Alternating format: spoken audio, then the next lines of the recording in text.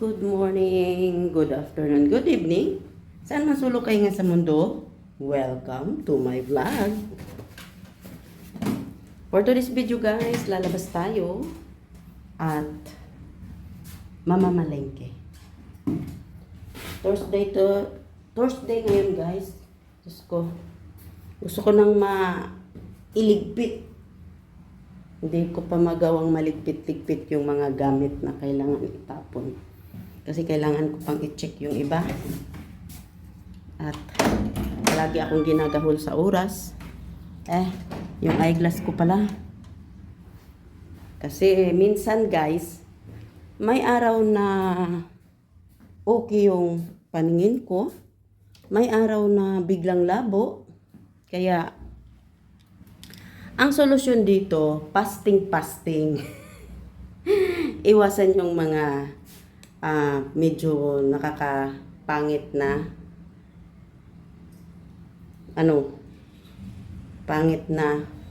nakakapangit sa paningin na pagkain.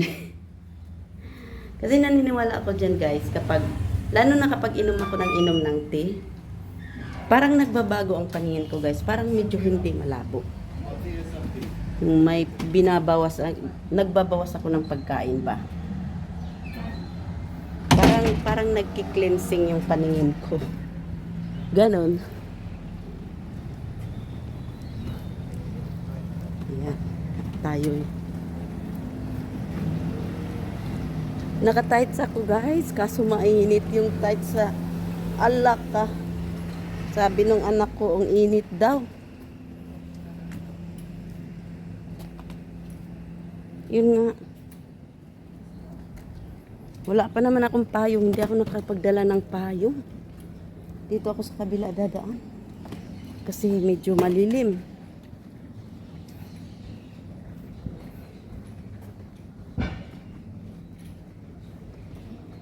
Hindi naman gaano super init sa binti. Naka-tights lang ako guys. Feel ko lang mag-tights. Tingnan mo, lumalabas ako guys na hindi ako nagsusuklay. Nakalimutan ko magsuklay. Basta na lang lumabas.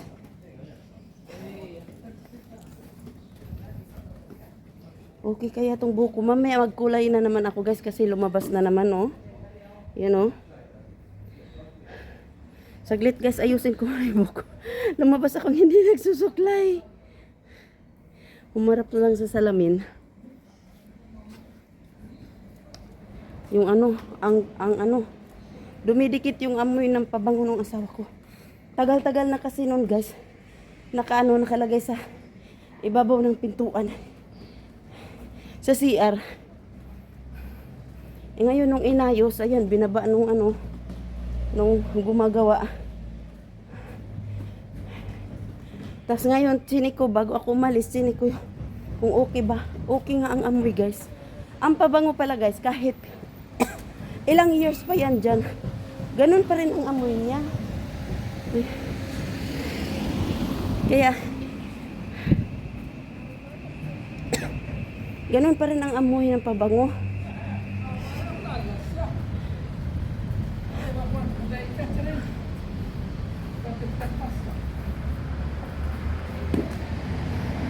Dito tayo.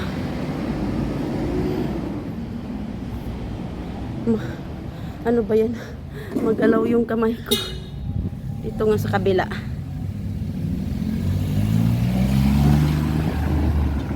Ang hirap guys, mag-control ng handle ng camera. Kasi pag hindi mo ma-control yung paghawak, magalaw ang camera mo.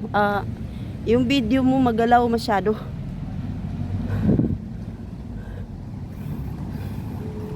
Kaya yan,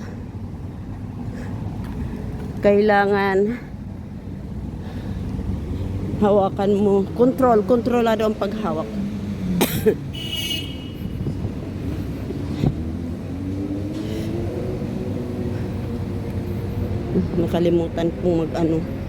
Nakalimutan kong mag-eyeglass. Yan, ang hirap pa naman tumingin pag nasa araw. Kasi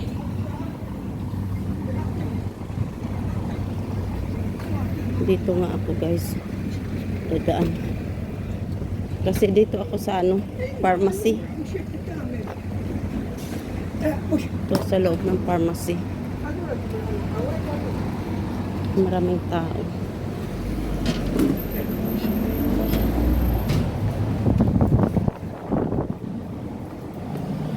Ayan. Ayan guys, ito lang po yung binibili ko dito. So, kasi kailangan ko talagang bumili guys. Advance ba? Kasi para kung halimbawa mayroon mang aberya, mayroong magagamit agad. Ano? So, punta tayo doon. Bibili nga pala ako ng prutas. Hindi ko alam kung anong meron sila dito guys. Kaya dalhin ko lang yung wallet ko.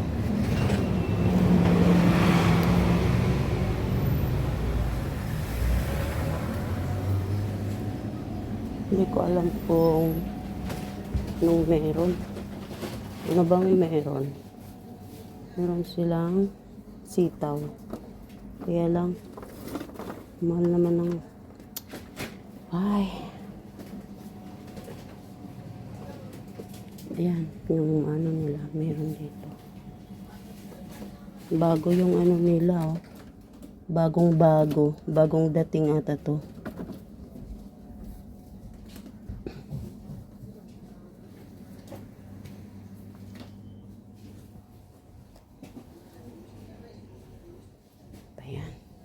Fasting muna ako ngayon. Fasting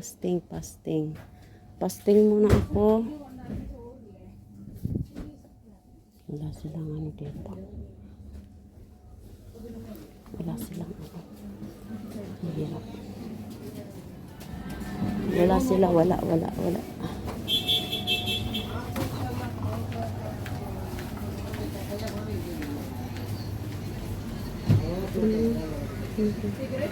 Jackfruit. This is not ripe, jackfruit. Ayan guys, meron silang jackfruit dito. Hindi ko lang alam kung ripe ba ito o hindi. For this one, for the...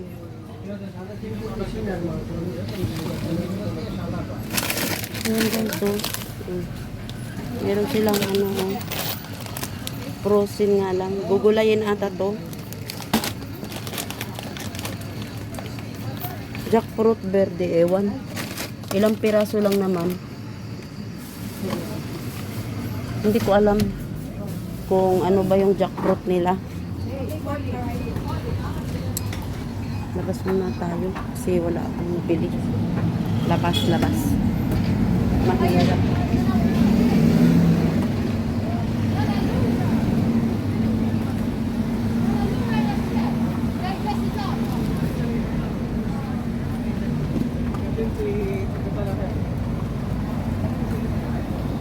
Magalaw. Ayan. Meron ano, galing ako dito, oh.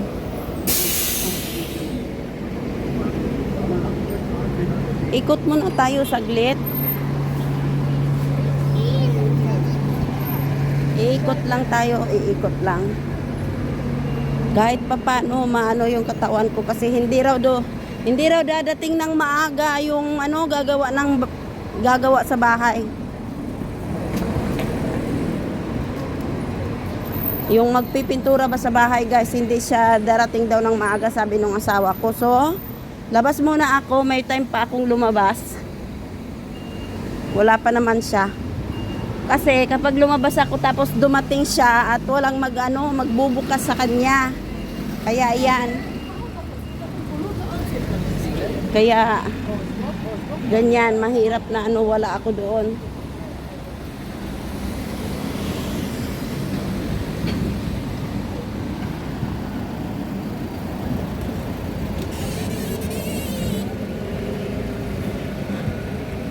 Magalaw talaga tong kamay ko, magalaw. Bago na naman yung ano nila, fine lock piercing.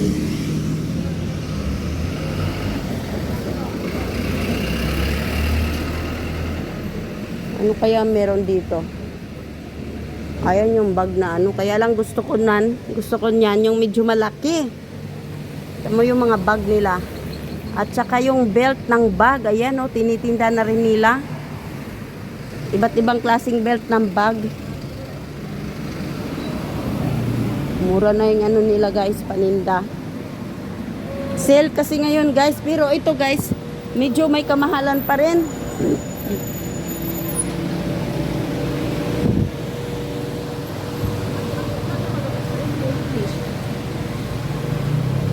Ayan, Pasko na guys. Ayan.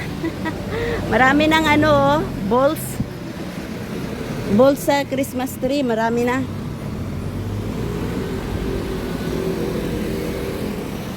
Pasko na, Pasko. Maraming mga ano, panlalaking display.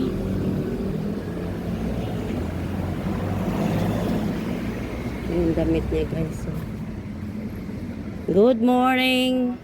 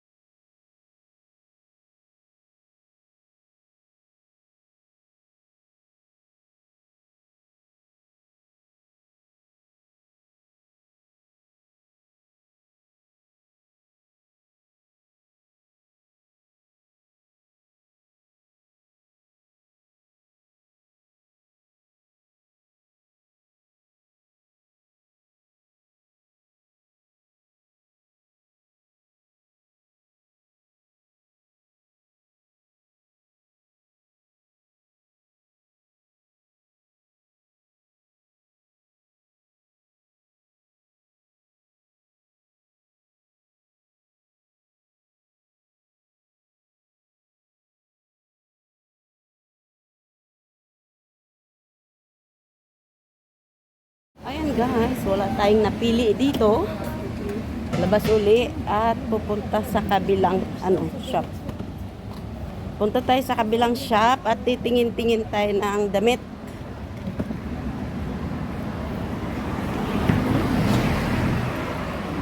Titingin lang naman guys, hindi naman bibili. Titingin-tingin lang, titingin-tingin. Kasi may mga bagong na oh. May mga carton sila, so it means may mga bagong sila stock. May mga bagong dating na damit.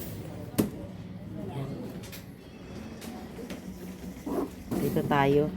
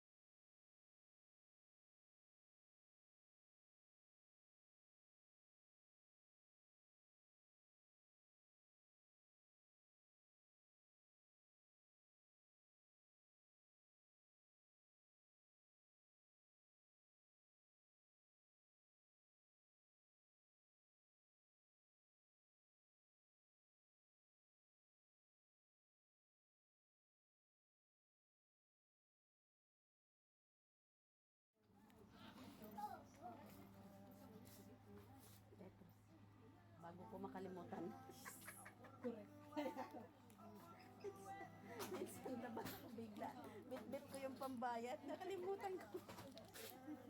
Thank you, ate. Balik ka dito ulit. Sige, sige. Bonjo. How's Jamie? She's alright? Yeah. Cute. Ayan guys. We're meeting a group of friends. Sorry. Do you have initials? The letter with the name? Sige. Something that when we meet, I give you a little. Ayan guys, nandito ako ngayon sa bazaar. Ayan. So, Pinay yung tindira. Pinay yung tindira guys. Tapos, ang lang guys, kasi may problema siya. Yun nga, nakakapagtaka nga kasi marami pa ring dinadalang Pinay dito. Tapos, pala, hindi ko alam kung totoo ba yung sinasabi niya. Sabi niya kasi sa akin, every week daw may dinideport na mga Pilipino, pinadeport. Tapos, ayun nga, mayroon ding tuloy-tuloy din ang dala nila, tanggap nila ng mga Pinoy dito. Yung may agency na, hindi ko alam kung sinong agency guys ha. Sorry. Thank you. May agency na tuloy-tuloy yung dala ng mga Pinoy. Kagaya nung taga-amin. Ayan, kadadating lang nila nung 12. Tapos, iyon nga pala. Kasi, ang sabi niya, namumroblema siya sa visa niya kasi isang buwan na hindi pa lumabas daw. Baka mag-exit siya. Kawawa naman. Binibiro niya ako. Sabi niya, baka daw may binata na makapag-asawa siya. Kawawa naman. Ang kawawa nito guys, yung mga dinadala dito na bagong mga Pinay na workers na galing Pinas, tapos walang visa, hindi pa lumalabas, nandito na. Mali.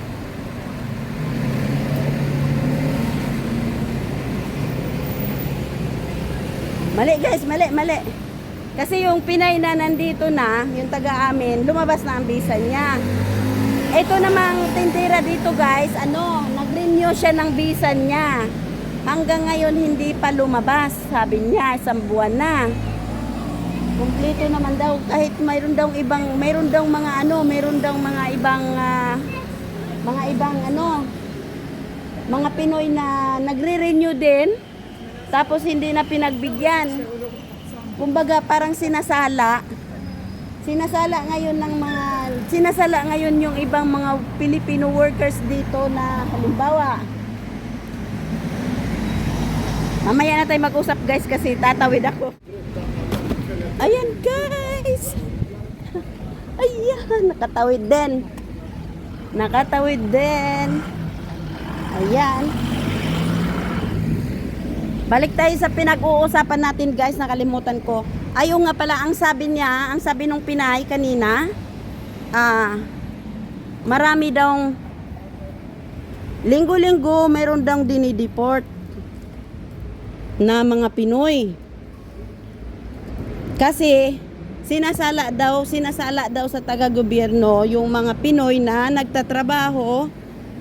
Yung mga pinadeport daw, ang sabi, hindi fit in sa trabaho nila. Kaya pinadeport sila. Ewan ko, yun ang sabi nung Pinay kanina. Ewan ko lang kung totoo ba yun. Kasi sabi lang naman, narinig din, sinabi lang rin sa kanya. Ngayon, sinabi lang rin sa akin.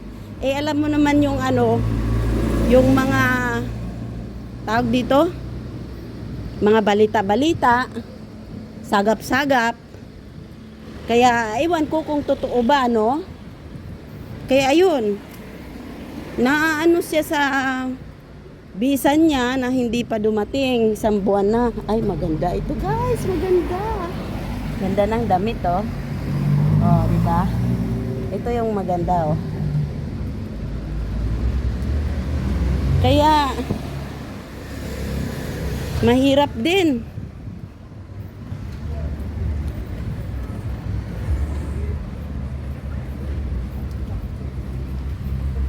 Tapos panay kuha nila ng mga Filipino workers guys galing sa Pinas. Tapos yun nga bagong dating, isang buwan pa daw bago makapagtrabaho, kawawa naman. Paano naman yung gastos nila? Hindi basta-basta dito sa ibang bansa.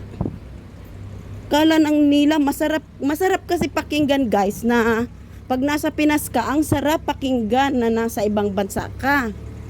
Pero pag nandito ka na sa ibang bansa, nako, pahirapan.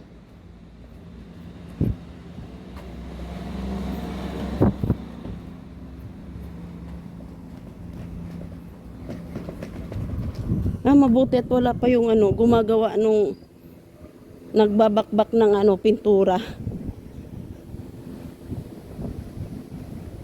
Butit wala pa.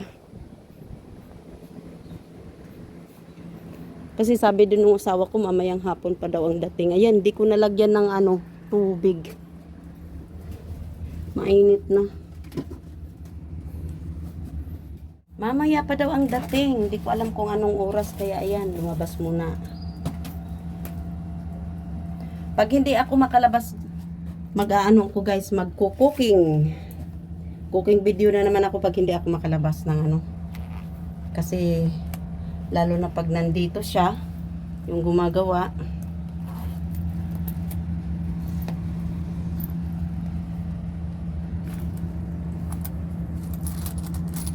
Nakakaawa lang talaga isipin guys na yung agency dito, may mga agency kasi na may konektado dito ba sa ibang sa Pinoy. Nagdadala sila ng Pinoy na parang walang kasiguraduhan. Ano yun? Hindi kaya pinupulot yung yung panggasto. Hindi basta-basta pinupulot yun. Kaya mahirap din. Wala ni Ari West.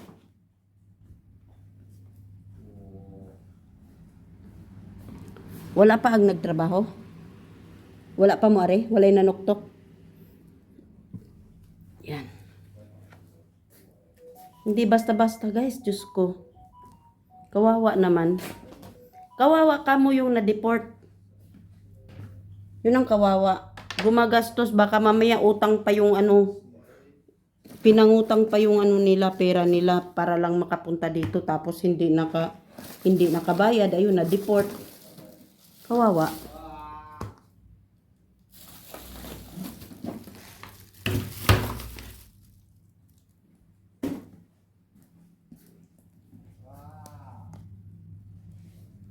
Dito nga ako kasi kung doon ko ilagay yung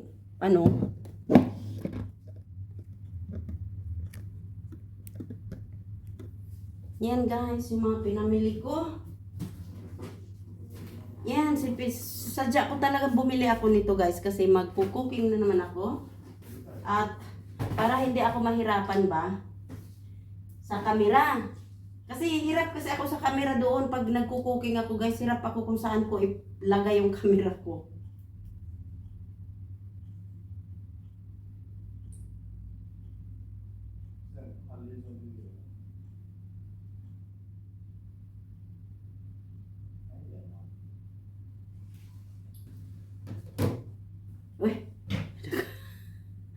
Nakaon pala ito.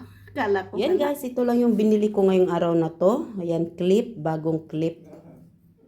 Tapos, ito papalitan ko na yung pang-smash namin ng smashed potato. Tapos bumili ako ng dalawang sacks, dalawang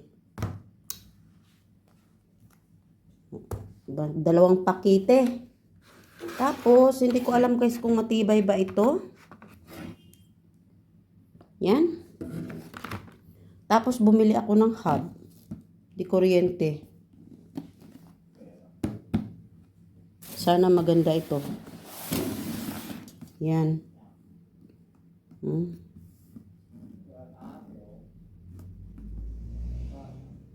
1,500 watts lang yung ano niya, power niya guys. Tapos ito yung sa asawa ko. Yan. Pad.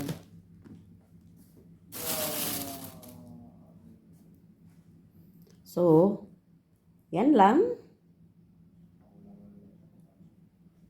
Sana matibay ito. Buksan nga natin ito guys. 10 euros lang siya guys. Tsaka mabigat siya. Buksan natin kung maganda ba.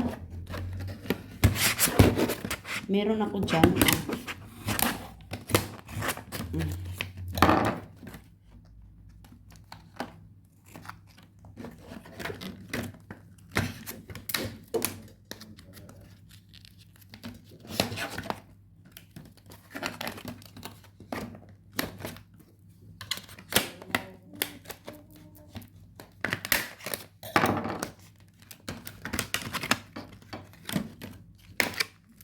Ay!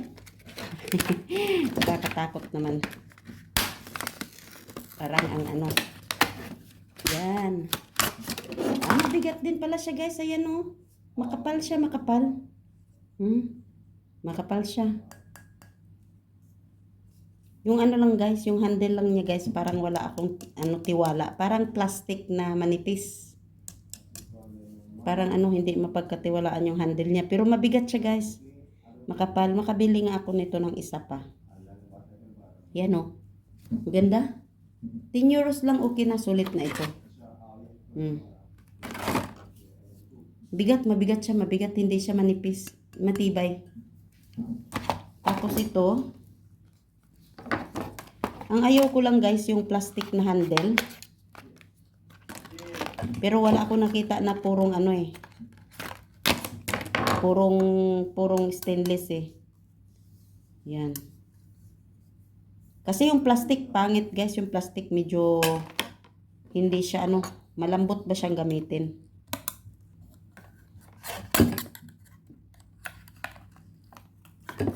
Ito.